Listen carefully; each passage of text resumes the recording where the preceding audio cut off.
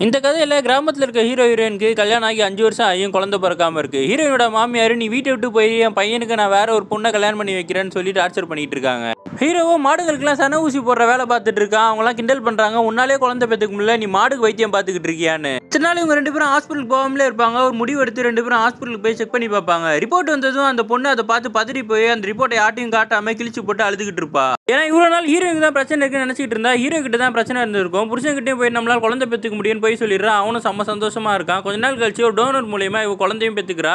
புருஷன் காரணம் வந்து தன்னோட குழந்தை தான் நினைச்சு சந்தோஷமா சுத்திக்கிட்டு இருக்கான். அவனோட பையனும் நல்லபடியா வளர்ந்துகிட்டு இருக்கான். மனசு தாங்க முடியாம ஹீரோயின் ஒரு நாள் ஹீரோ கிட்ட இது வந்து உன்னோட பையனே இல்லைன்னு சொல்லிடுறா. இவ்வளவு நாள் பாசமா பார்த்த பையனை வெறுக்க ஆரம்பிக்கிறான். ஒரு நாள் அந்த பையன் கிணத்துக்கிட்ட நிற்கும் போது கீழே விழுந்துடுறான். இவன் காப்பாற்றாம அங்கிருந்து போயிடுறான். ஊர் மக்கள் தான் வந்து காப்பாத்துறாங்க. நம்ம இப்படி ஒரு மிருகமாயிட்டுமேன்னு சொல்லி தனியாக உட்காந்து புலம்பிட்டு இருப்பான். அந்த டைம்ல அந்த பொண்ணு வந்து சமாதானப்படுத்திட்டு இருப்பா. அவங்க 2 பேரும் ஒரு டைம்ல செக்ஷுவல் ரிலேஷன்ஷிப் வச்சுப்பாங்க. இதனாலேயே அந்த பொண்ணு மோதரவ இவனால பிரெக்னென்ட் ஆவா. அதுக்கப்புறம் ஹீரோ 2 குழந்தையுமே தன்னோட குழந்தைய நினைச்சு வளர்க்க ஆரம்பிச்சிருவான். இவங்க 2 பேரும் சந்தோஷமா இருக்காங்க.